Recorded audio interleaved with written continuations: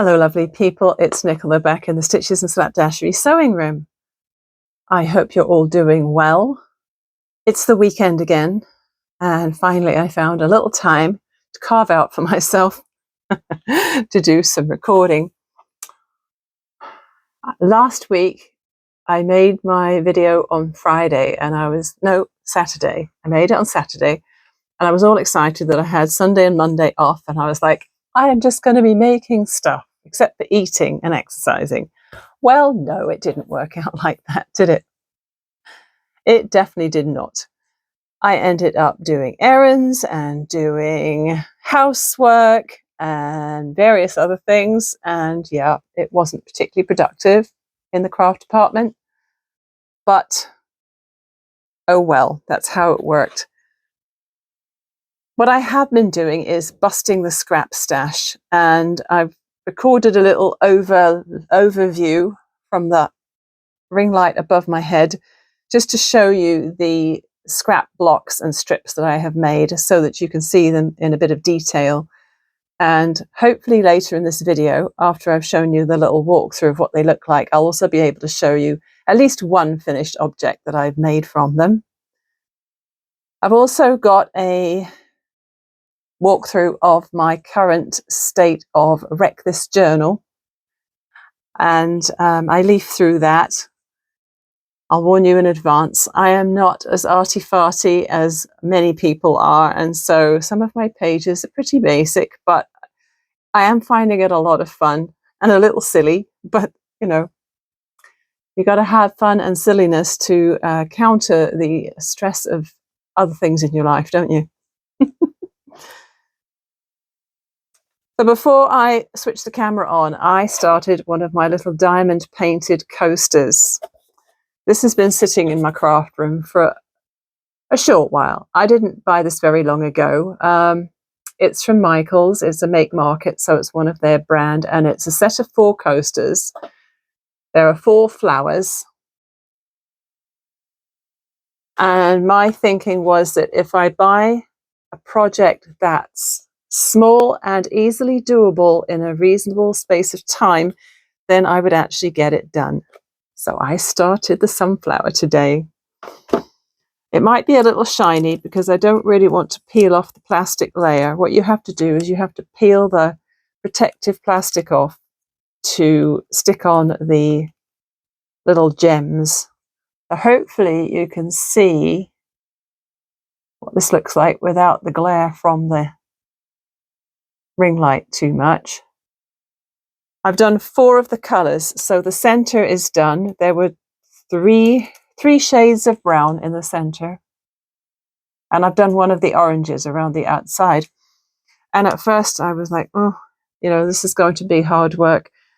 I don't have very good eyesight, so I had my glasses off, and I have very, very close vision without my glasses on, which actually works fine for close work. And got the stylus, got the little pot of wax, dipping it in. Had to kind of learn the best technique for dipping the stylus in the wax. You tip the little gems into this tray, which is actually very well thought out, because when you've used the gems you want to do for the section you're on, it's got a little funnel for pouring them into a little Ziploc bag. And for the Ziploc bags, I wrote in black Sharpie the letter or symbol for that colour and the number that was on the original packet. Hopefully I can keep them organised. So I still have, let's see, there's a hashtag, there's a Z, there's a % sign, there's R's and 4's and P's. So there's probably another 6 colours still to go on that. So because I am looking at it so closely and kind of hunched over it and pretty much forgetting to breathe, I'm going to have to limit how long I spend on this at a time. So I think that little session today was just right. It's nice. You just put a YouTube music playlist on and yeah, just get on with it. So I did get into the swing of things and I actually quite enjoyed it. So obviously I have a lot more colours left and I have 3 more flowers to do at some point. And then when I have finished this sunflower, it has a little self-adhesive cork backing to go underneath. So yeah, it was quite enjoyable. I think that it was sufficiently doable that I will finish all 4, but I should know better than to say that because I could jinx it. Thought it was time for another flip through of my Wreck This journal because I've been having a bit of fun with this on and off. It's looking a little more used and abused now. Random things hanging out of it.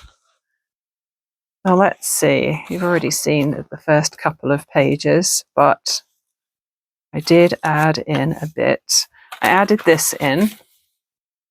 This is another page from Daphne's Diary magazine from last year, and then I used some green and yellow Derwent ink tents and just wet them to make just a greeny yellow border to echo the leaves on the tree.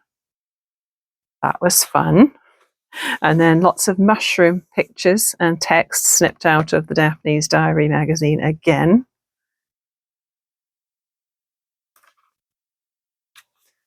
This one just has more snips of magazine page in there. I love the colours in that. I actually made something very similar to this to go on one of my bags as a bag charm. This is new since you last saw it. It said, stand here, wipe your feet, jump up and down. Well, I put my old gardening Crocs on and they didn't really do anything. So then I got my hiking boots and I actually put some acrylic paint on the bottom of the hiking boots and stamped them on there. And I did put some puns on here like arch rivals, foot the bill, totally awesome, my soulmates, I won't toe the line, and well, hello. That was fun. You can see the book is a bit beaten up because, of course, I stamped on it a couple of times and then I had to add the extra paint. This one, it said something like spilling your coffee here. Well, I rarely drink coffee, and I did try putting coffee on one of the pages not long ago, and it really didn't do a lot. So I decided it was going to be tea. I spilt some tea here. I've glued in some tea bags, and I put the sachets from the tea bags over here. And I've put tea for me, scratch and sniff, a little teapot picture. Don't be a bag. I'm on team tea, teetotaler, and well, it's tea, not coffee. And I left the dangly bits of the tea bags hanging out of the pages. This one I just did, do some rubbings with a pencil, and I just used a basic pencil. I did a zipper, which is there. And then this is the lace. The lace didn't really do much at all. This is some non-slip grip fabric, which you can put on the bottom of slippers, which has lots of little bumps on. This is the bottom of this little watercolor set. And then there's a button. This one was this non-slip vinyl, which it does have a texture, but it didn't really show up much there. And then this is a domino. Fun looking around for things with texture to do that with. So that's a really basic page. I didn't do anything particularly creative with that. So there's one here where it says glue the pages together, which I did. So they're extra thick right there. Make a paper chain. Well, ignore this one for a minute. Make a paper chain. I have done that. So the page just had lots of strips drawn on. I coloured them in and then I cut them out and I made the cutest little paper chain. How adorable is that? One of the other pages just said to crumple it up, which I did. And another page said to fold it into a paper airplane. All of the lines were put in for the fold lines. I kind of followed, but I coloured them first. So I have a very colourful paper airplane which flies beautifully. And what I've decided I need to do is I need to make at least one of the pages in this have pockets in to hold stuff like this so that I don't lose them. This one was collecting fruit and vegetable stickers. I do have a couple more in my kitchen to add to that. This is a good one, pineapple one, nice and big. Oh, this one is still sticking together. This was very, very thick watercolor paint from tubes, and I splidged it on, smeared it around a bit, and then just closed the book and opened it again. But it's quite textural because it was out of a tube and not just from a half pan or whatever. It's very lumpy and bumpy. But that was fun. I've seen that one. This one was just paste in a page from a newspaper. Well, newspapers kind of hard to come by these days, but I found a free one in one of the dispensers that sit around in my neighborhood. So I just did a Humane Society kitten picture and so part of a crossword and a Sudoku. Not too exciting.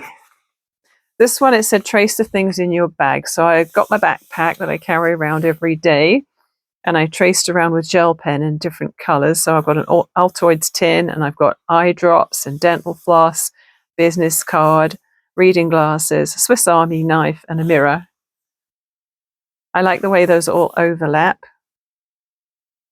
But yeah, pretty basic. Some of these I don't spend a lot of time on, and that's the beauty of this. You can just do as much or as little as you want. This one, you close your eyes and you try and connect the dots. Well, I did this fine. And then I went across to here, so I missed this dot. So I put pretty good and then terrible and then very good, because I obviously came back down through the last two dots perfectly well, and then I just did a bunch of doodling around them. You've seen that one already, probably. Write or draw with your left hand. So I did another tracing of my hand, and I put left-handed writing. My oldest son is left-handed. My mum was left-handed. I wrote with my left hand when I broke my wrist. So I did a little scribble of my hand in a cast.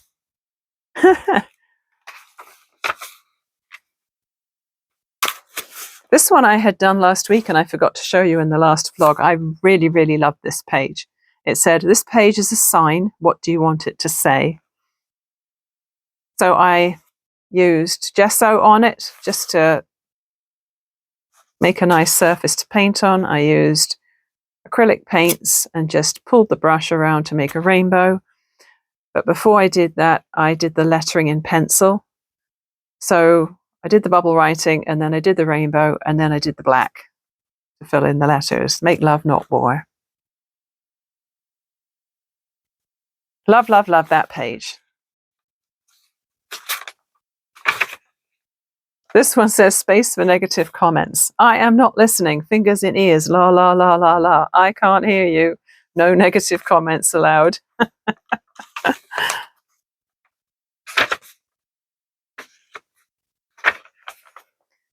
Glue in a page from a magazine. Circle words that you like. So I pulled this out of a Dr. Seuss magazine, and I circled inspirational, caring, encouragement, wisdom, love, moment, book, gift, and yellow. You've probably seen that one. That's the toe one, and that's all the bits from the laundry that went through the laundry, and another scrunchy bit. So I'm thinking maybe I should use another one of these back pages here.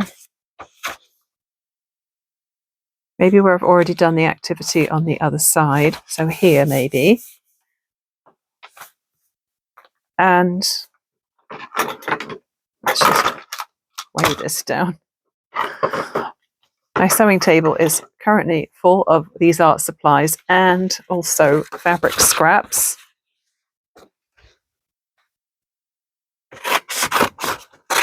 I'm still in the middle of a scrap fabric project. I rather like this has the holes across like that and a funny edge, so I'm not going to take that off. And I think rather than glue this, I'm going to use double-sided tape.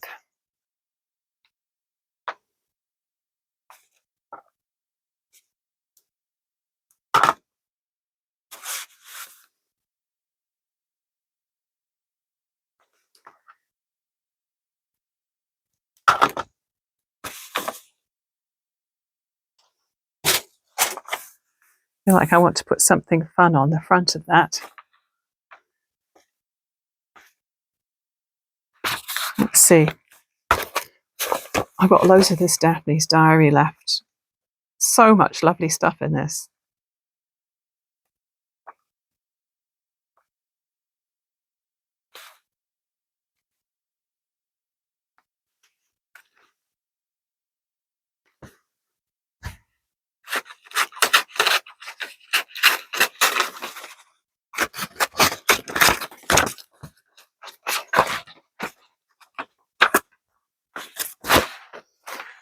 This is a wacky character. I'm going to lose quite a bit of it though. I think I might save that one for something else.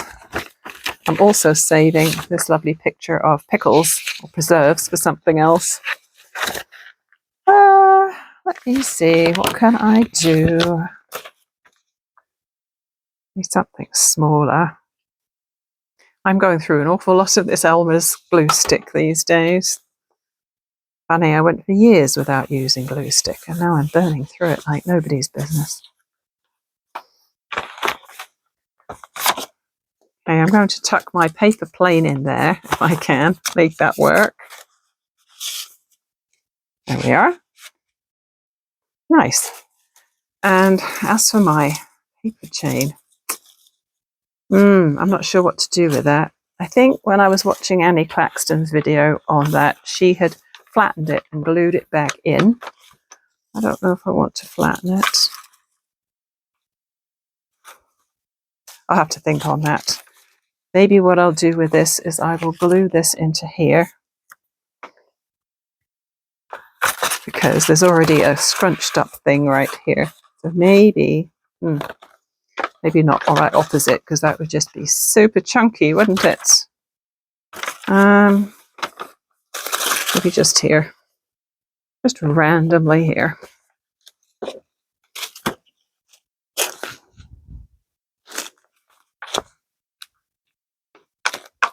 There, crumpled.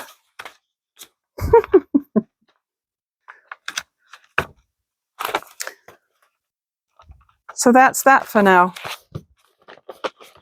Lots of fun. Good news on the scrap busting. You may remember I made this very scrappy pillowcase with a zipper on not long ago.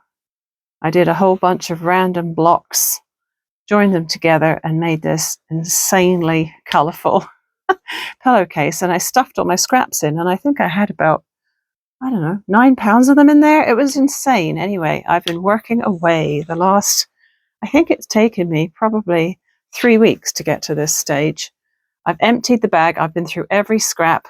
I've discarded some that were just literally too small to use, and I don't even know why I put them in there. Probably because I just got lazy and stuffed things in after a project. Oh, I have a very, very tiny little moth in here. It just launched itself off. Anyway, got sidetracked. So this is the pile of scraps I have left. Some of them are this shape, which, whilst they were lovely and neat, they didn't really work for my strips, and they didn't also work for my color coordinated square blocks, so they didn't get used. There's some slightly bigger pieces and some other pieces I just didn't want to get rid of. It's not much at all.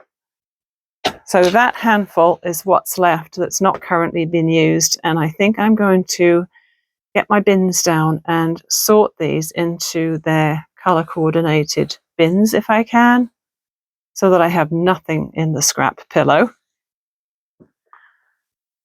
I have made 38 squares. So for some of them, they were green and purple coordinated loosely, and some were red and blue coordinated. Again, other colors crept in, which is inevitable with printed fabrics, and some of them were brown and creams. And yeah, I managed to put a black piece in there, which was unintentional really, but I didn't realize what I'd done until I already sewed it, so it stayed.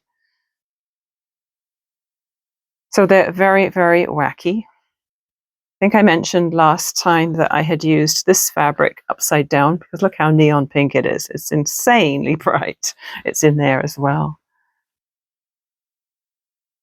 So as to what I'm going to use them for, well, I did consider getting a plain fabric and using it in between the scrappiness, because with all of this scrappiness, you get a lot of seam allowances, especially with the strips. And I thought if I was to use a neutral as sashing between the blocks, I could then build it up into something.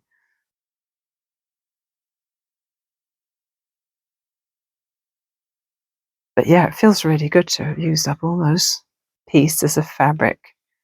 I do have a 14-inch pillow form, which I think I might cover with something. I have trimmed these ones to, oh, please excuse my blue nails. That's the trouble with having dyed hair. As soon as you touch your scalp, you have a little itch because pollen season, and I have itchy nose and itchy eyes and itchy head right now. So you scratch your head, and what you do, you get blue nails. I digress. I built these up to be about 8 inches and then trimmed them back to 7 3/4 so that when I sew them together with a generous 3/8 of an inch seam allowance, they'll work out at 7 inches finished.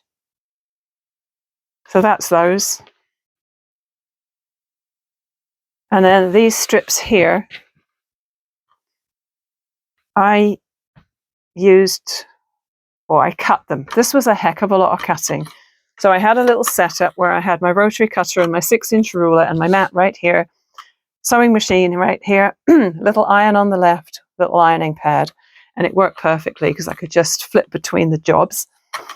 And these strips are approximately 22 inches long, and they are 4.5 inches wide. So we'll just flip through those. And again, they are very wacky. I did try not to repeat the same fabric in the same strip, although it did happen occasionally, and I made sure they were well apart from each other. So this was a lot of sewing and a lot of ironing.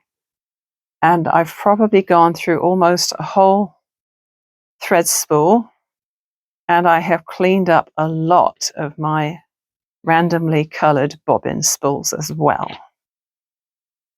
Bobbins. You don't really call them bobbin spools, do you?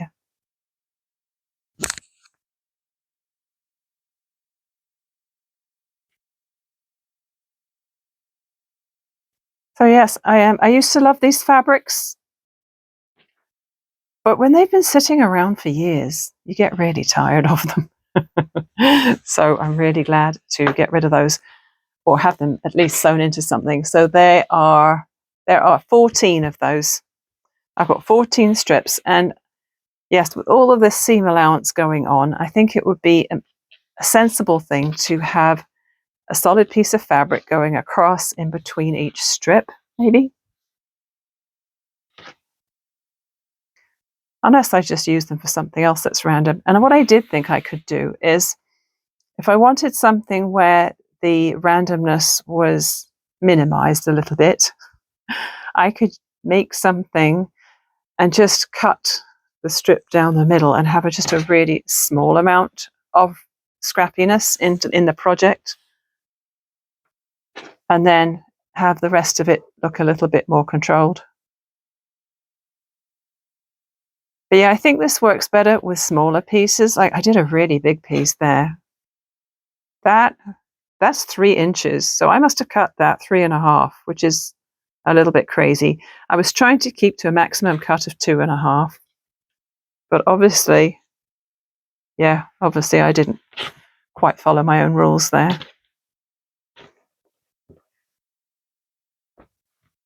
So you may see later in the video what I've done to actually put some of these together into something useful. Wow, it's amazing how much a very small iron can heat up my sewing room. It's only a tiny little thing, but I am cooking. Of course, it doesn't help that it's basically the summer solstice any minute now, and we've been having some pretty hot days. But I am in my basement, which at least stays cooler than the upstairs. And of course, we have AC now, which we only run to an absolute minimum of 25 degrees. So I don't even know whether it's running right now. I don't hear anything. I don't feel any cold drafts from the vent in the ceiling. So I don't think it's actually going right now. So enough of that. I have made two things from the squares, the pile of squares. I did the cushion cover. Ta-da!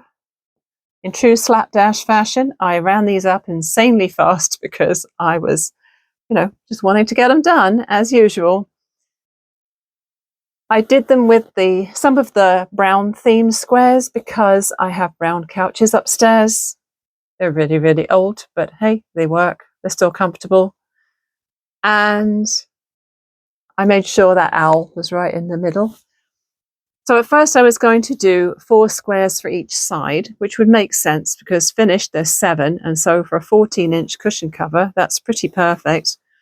And then I realized I'd have none extra for the overlap at the back. So I ended up using 10 squares, joined them together in a 2x5 grid, and then folded the strip with the, good grief, there's so many ends sticking out here, folded the strip.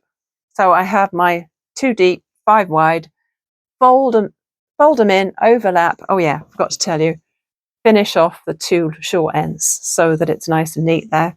So folded the ends in, overlapped them, made them approximately 14 to 15 inches, whatever it was, to make this into a square.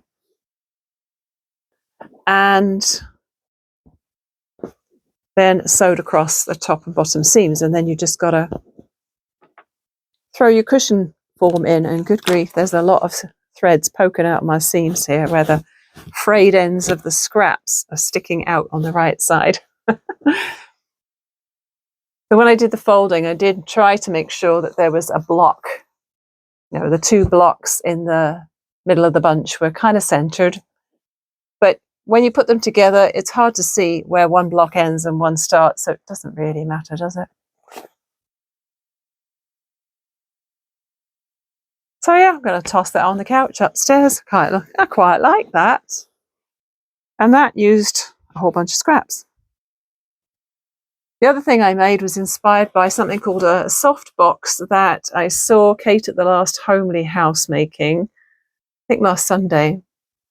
And I made mine completely different because what she does is she cuts a plus sign out of fabric. She says she likes to use jeans, but in this case she was using some denim yardage. And by cutting a plus sign out, all you need to do is you can, if you want, embellish the denim on the outside. She uses various bits of lace and things, and then one panel on the outside is possibly tulle or netting, and she sews little pockets into it to put little bits of bling in there. She's got a lot of bling up there in her upstairs sewing room. I don't have a huge amount of bling, and I didn't bother with bling. I thought about decorating the denim side, and in the end I thought, no, I don't really have an idea of what to do, so I'm just going to make it plain on the denim side. And because I was cutting the 7 3/4 squares from the denim, and I had separate squares for the lining, I had to seam everything. So I did that thing where you're seaming them into a plus shape, but you have to not sew all the way to the edge. You have to leave the seam allowances open so that when you're doing the vertical seams, then you're sewing to your seam line. So you're never sewing into the seam allowance. Hope that makes sense. Center square at the bottom, one there, one there, one there, one there. When you're sewing these seams that end up on the bottom here, bottom edge, don't sew into the seam allowances. And then when you do the verticals, it'll work out. And because I have made this reversible, I could have the denim side on the outside, or I could have the scrappy log cabin type squares on the outside. As I said, it's pretty slapdash, and there's another thread flying out there which shouldn't be there. So there is a pucker in the denim where I top stitch. So what I ended up doing is I put the two pieces right sides together, left a little turning gap in the top edge rather than a side seam, turned it out, and then top stitched. And I just realized because my top stitching is so far from the edge, it probably didn't close up the gap properly. Darn, I didn't think of that. Okay, hang on a minute. Hold on a minute, folks. I think I might have to do another. Do I have to do another row of top stitching? Did it catch all my ends? Oh, amazingly, it's caught them. Okay, there's a little turning gap right here, and you can't see any raw edges, but it is a little flappy openy. But you know what? It's just for me. So I'm not going to worry too much about it. And yeah, I did try to iron out the puckers, but I just made it worse, I think. It's right there. Because the denim has that little annoying bit of stretch in it. Oh well. I think I actually prefer it this way out with all my reds and blues. I think I'll leave it like that. And I did interface the blocks, the cotton blocks, with SF101, which is a medium weight woven fusible. And that just helps give it a little bit more structure. It's not super stiff, but at least it doesn't completely fall down on itself when you put it on the counter or on the table. Yeah, I don't know what I'm going to put in there, but I'm pretty happy with that. So that used up 4 of the squares, and that used up 10. How many did I say I had made altogether? 38. So now I only have 23 squares left. Yeah, 23 squares left to do with as I wish. But for now, that's enough sewing for the moment. Oh, a couple of things I haven't shown you yet. Whoops. All right. There was one thing I made early in the week, which was the scrunchie, which is really exciting, right?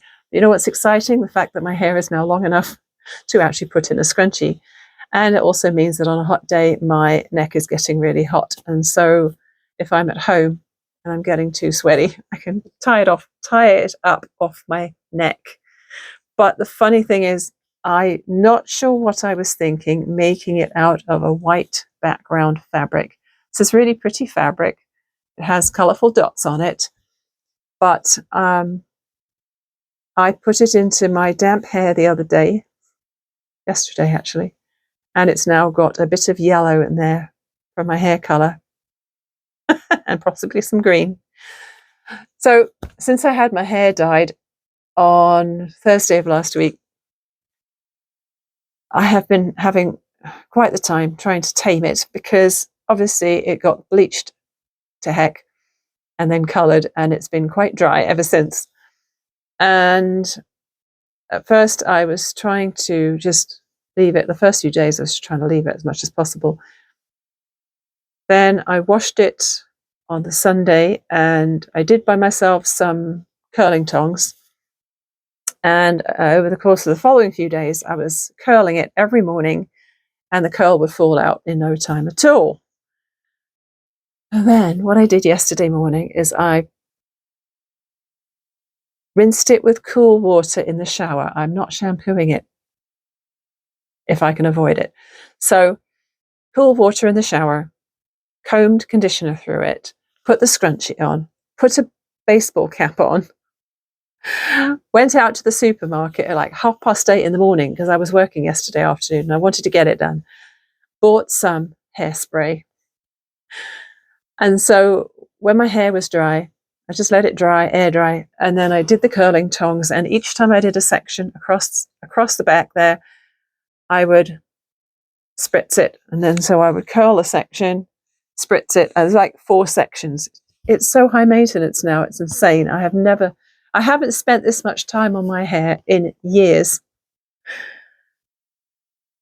So it looked great for the whole day. And then today I woke up and it was basically still holding some curl. So I haven't had to do anything to it today, which is amazing.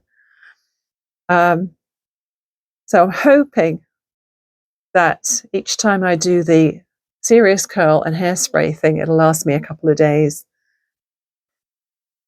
It's going to be fun when I'm out of town, isn't it?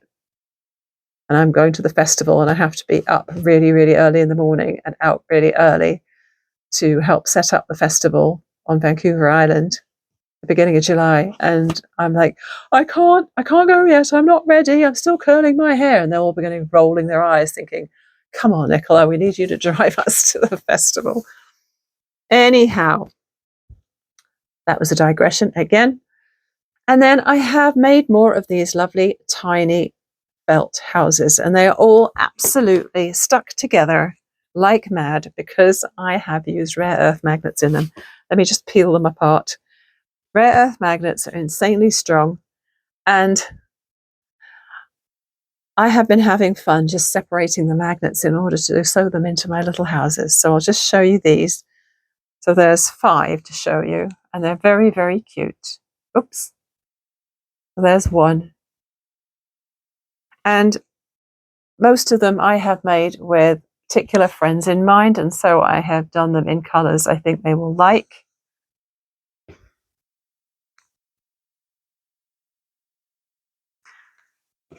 I think they're adorable. I am just keeping my box of felt and my cotton pearl 8 threads right next to my couch upstairs. And this one is for my fridge because I adore it, because of course it's a toadstool. So yeah, they make a lovely little bundle because they just stick together so insanely well. I hope you enjoyed following along with my crafty endeavours for this week, and I hope to see you next time when I will no doubt have something else to show you. See you again soon. Bye for now.